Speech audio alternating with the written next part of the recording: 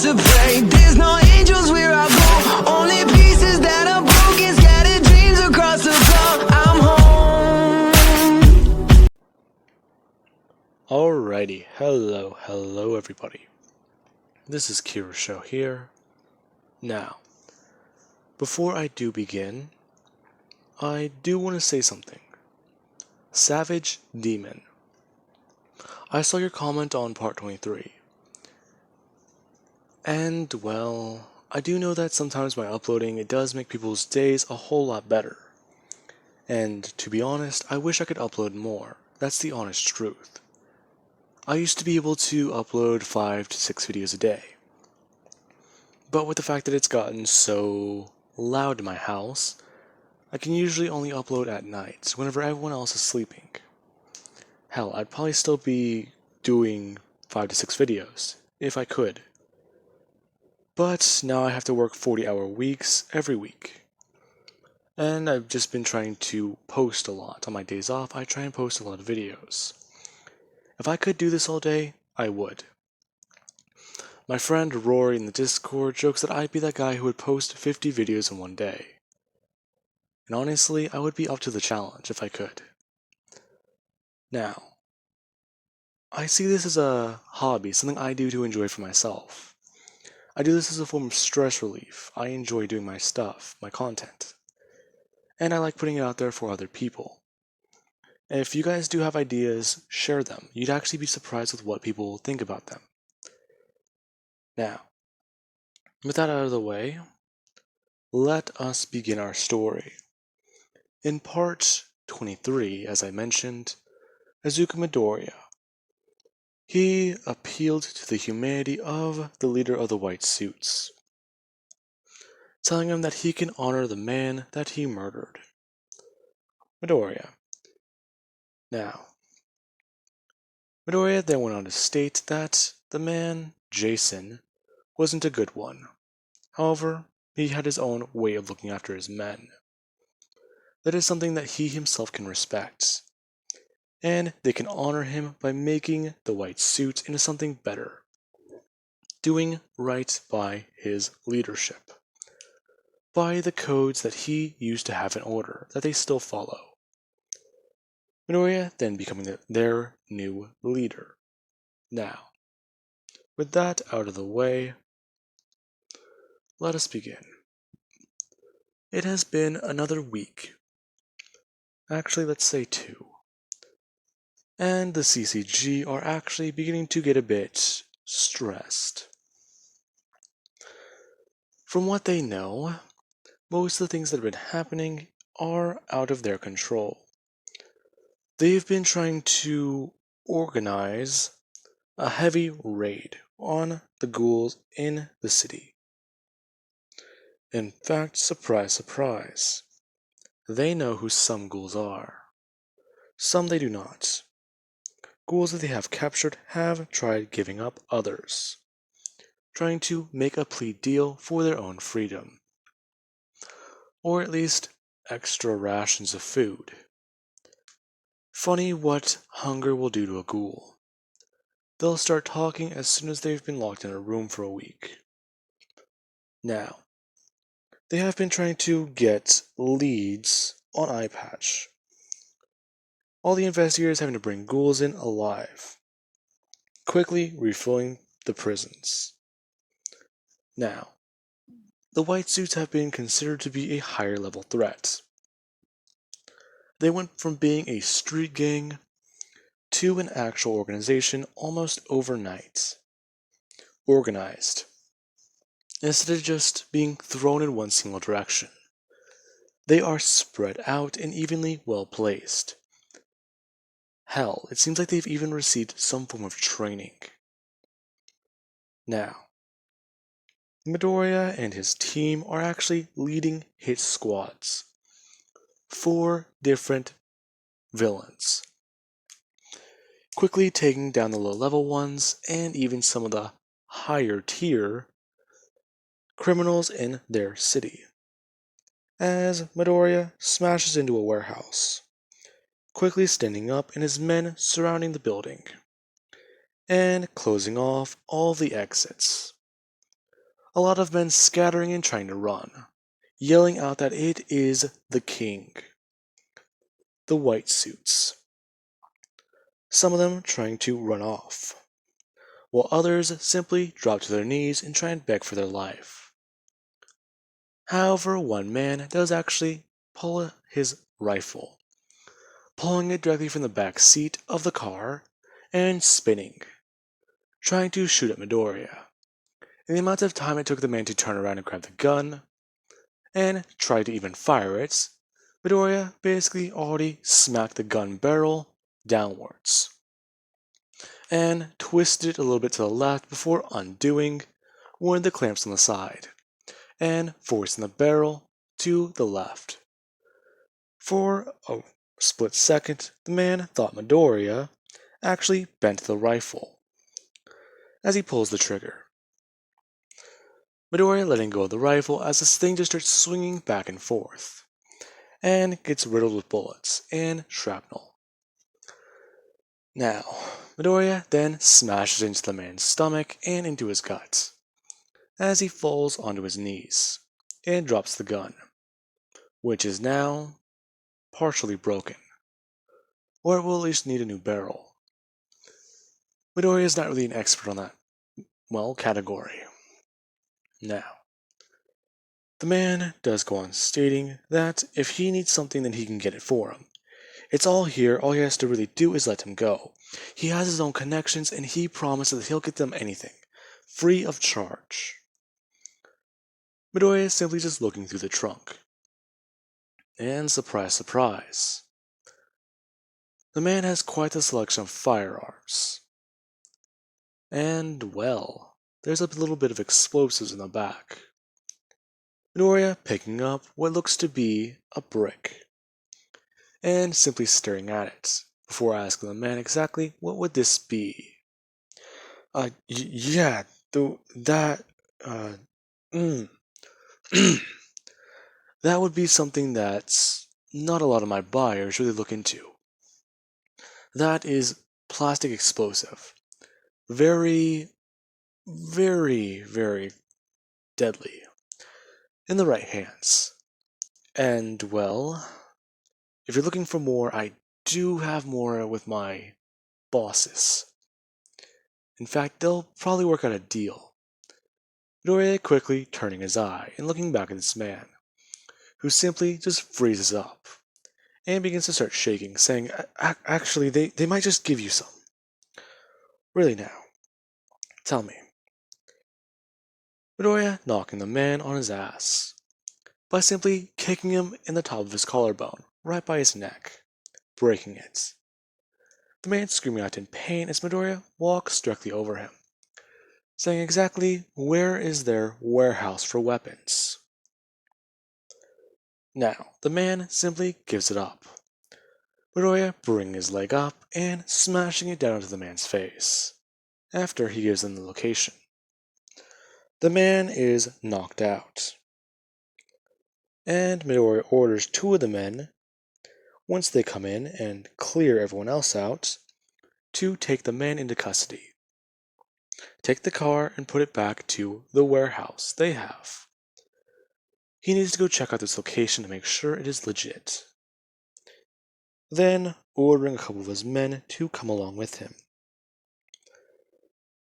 Then saying that the men that are taking this one into custody may go out and join the others.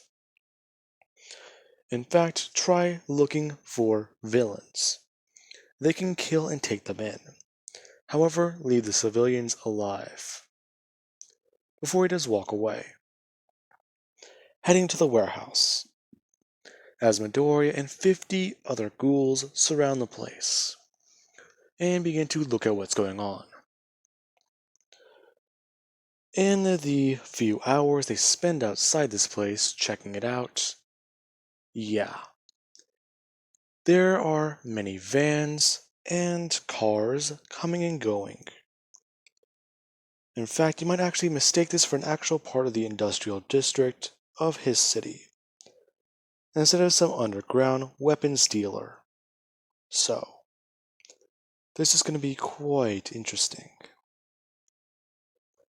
as Midoriya orders his men to surround the warehouse, and orders the others to use the flashbangs and smoke to go through the roof.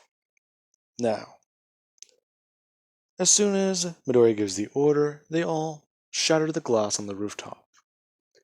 Every man inside looking up, confused for a second as flashbangs go off. As soon as they hear the pop and everyone's ears start ringing, the white suits disable the lights, smashing the fuse boxes outside.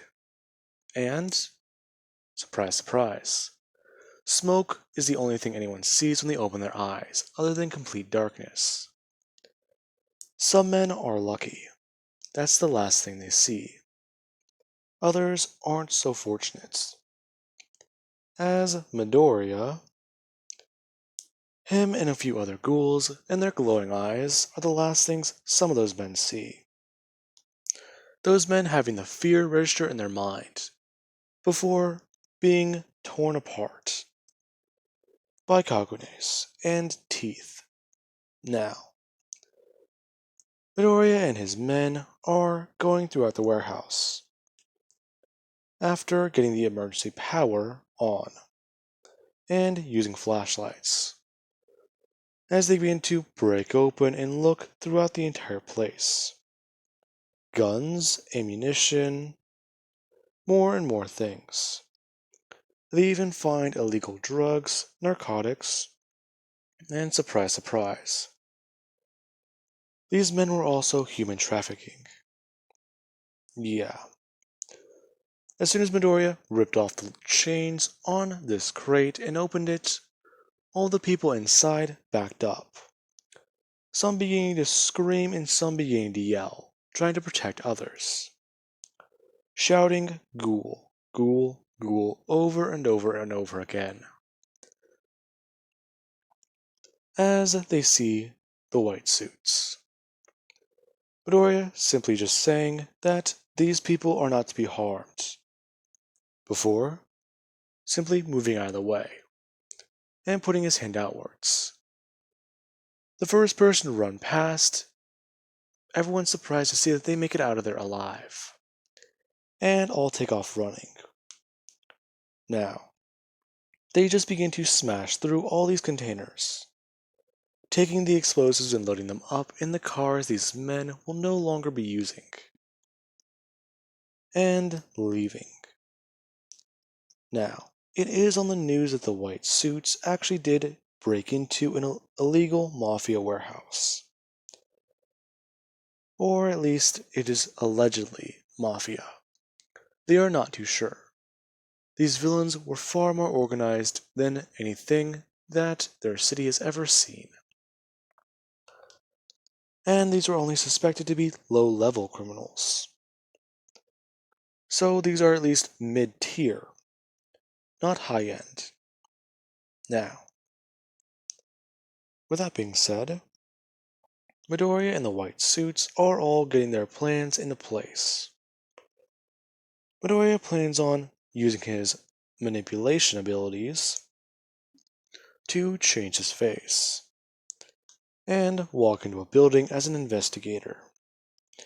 As soon as he does so, there is going to be a bit of a blackout on his cue. Where the building blacks out, he's going to walk through the RC gates. He won't be able to trip them off because, surprise, surprise, no one's going to suspect the guy who just walked through a gate during a blackout to be a ghoul. It's simply going to be seen as, I'm very busy and I do not have time for this. Now, Midoriya actually gets this plan underway, as soon as a man does walk out of a CCG headquarters in this part of the city, Midoriya immediately ambushes him and knocks him out, taking his briefcase and his suit, slipping it on and taking off his mask. Some of his men looking away, not wanting to see their boss's face. He has his own secrecy, as Midoriya changes. Now, Midoriya simply tells his men to look at him, all of them doing so and seeing the investigator. Somewhat impressed. Some want to know how Midoriya is able to do this, and why he doesn't do this when he goes out. Midoriya simply stating that it takes a little bit of concentration. The more I manipulate myself, the harder it can be. It's like, what is it? Imagine trying to extend your arm out as far as you can. It feels like that all the time, if I keep doing this. The longer I do it for, the worse it gets. And it becomes painful. Midoriya then walking directly through the door, as he has a radio, or at least a phone. As soon as he gets down, directly down the hallway right before he hits an RC gate, he sends a message telling his buddies or his allies to wait 10 seconds. Now, Midoriya gives it 5 seconds before he directly starts running down the hallway and acting as if he is in a hurry. 3, 2, 1. Midoriya runs directly to the RC gate as soon as the blackout hits, as he simply just turns around and looks up, confused for a second, before bringing his hand up and looking at the watch the investigator had, and simply turns running once again, as the emergency power turns on. Now, Midoriya should have expected that. Of course the place has emergency power. Why wouldn't it? It is seen just as important as a hospital. So, let's get this done quickly. Now, Midoriya, he actually continues his mission, as he simply does get onto a few computers, downloading information and seeking out what he needs to. As soon as he gets everything he needs, he simply gives the order, as his men commence the explosions, clicking down on the detonators, and the second story of the building immediately exploding, as Midoriya takes off running, jumping directly through the window and throwing himself out of the 5th story, as the building comes tumbling down and is set on fire. And on the news tonight, many ghouls see this. And, surprise, surprise, the CCG has no statement. Now, along with that, a different station does come on. And Midoriya, he is on TV as he appears, simply like the picture in front of you. As he begins to state, "Hello everyone." Everyone looking to see Midoriya, the side of his face with his eye exposed. Everyone immediately realizing that this is a ghoul, as they are confused. Now, Midoriya simply begins to state, "Hi. As you all know, I am a ghoul, yes. Now, for those of you who do not know, I am a very special ghoul. The CCG, anytime they gain the upper hand on my species, they always have something to say about it. Tonight, though, they do not. In fact, I think you all might know exactly who I am." Midoriya is simply swinging out the other side of his body, throwing it out as he holds out one single thing in his right hand. An eye patch. Before, he simply unzips his mask, his mouth being visible.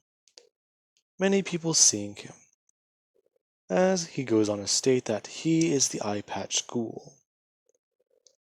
Now, the CCG has put down my species for far too long. Or at least one of my species. Midoriya bringing his hand up to his right eye. As he simply begins to say, as you can clearly see, my left eye is the only one that has turned. So, I'm going to give an explanation for that. I am special. In fact, I'm not too sure what I am, let alone why I'm like this. Now, Midoriya simply puts the eye patch back over his eye, as all of his coconates come shooting out of his back. Midoriya then stating that he is the One-Eyed King. Now, simply put, one eye. That means that something is wrong with me, correct? No, nothing is wrong with me. In fact, it's both of the species I come from, Ghoul and human. Many people surprised to hear this statement. The One-Eyed King just said that he is half human. What does that mean? Hybrids should not be possible, right? No, there's not a possible way those two species can. A lot of people, somewhat in shock. The CCG trying to trace back and override this news broadcast. As Midoriya says that at the top of this tower, he has many different pieces of information. The CCG does not want anything available to the public, holding up a stack of paper, as he throws it towards the wind. And, well, says that all over the city his men are giving these out. Public information the CCG hides from everyone. Things they ought to know. What goes on in the prisons, what goes on the surface, and why this war hasn't ended. A famous ghoul I know, they actually tried ending this war. But then they died. The CCG double-crossed this person. And after that, the person that they used to love, or who loved them, simply does not care. They become numb. They've become psychotic. The reason for this being that we are seen as the monsters. We can't even show our real faces without hearing about us. We eat meat, humans. Yes, we do. But we wish we didn't have to. If I could eat anything else, I could. Midoriya sticking out his tongue, saying that along with that, he doesn't even know what proper food tastes like. He's always wondered about it, and if he could, he would try a steak. Hell, he'd even try a bag of chips, or even chocolate. He has heard that thing, or, well, chocolate tastes amazing. But he doesn't know. So, let it be known that the CCG doesn't want us to have peace. They simply want to eradicate us. And, as the transmission cuts, the CCG immediately taking over the broadcast and deploying detectives or doves to that location to try and find out where this school is, as he is nowhere to be found. Now, Momo and Bakugo, they actually did catch that broadcast. And surprise, surprise, it does hold the truth. As online, many people are beginning to actually show off the information the CCG has. Them trying to pull it down as fast as it gets up.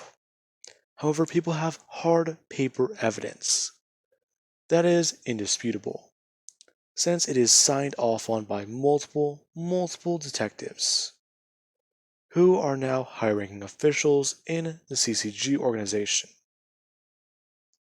Now, Origiri Tree is actually very interested. The eye-patched ghoul is a one-eyed ghoul, just how they speculated. Now, there is one other ghoul in Origiri Tree. This person saw the broadcast. As soon as the eye patch turned, they realized exactly what he was. Why he seems to be so powerful. And an oddity, even among ghouls. Why he has a kakuja. The answer, coming to her quite fast. Eto Yoshimura, an up-and-coming novel writer. She saw the broadcast and was very curious. Another one-eyed ghoul. Possibly the only other one in the world. Or even in Japan, for that matter. They are in the same city. And she can tell there is a connection there. And, surprise, surprise, she wants to meet the king. Now, with that being said, I believe that is a good point to leave that off of. But before I do go, I am quite aware, before someone is bringing it up, that there is a difference between Midoriya and this character, Eto. Their ages in particular. Now, I do plan on bringing her in and sort of incorporating her into the whole Bakugo and Momo thing, since humanity, Bakugo being a ghoul, Momo, she's that balance being both. Yeah, it's sort of like the symbolism thing I'm trying to go for. And in order to make this ship kind of fit, I'm going to be de-aging her. That's why I called her an up-and-coming novelist. Now, with that being said, I do hope you guys enjoyed.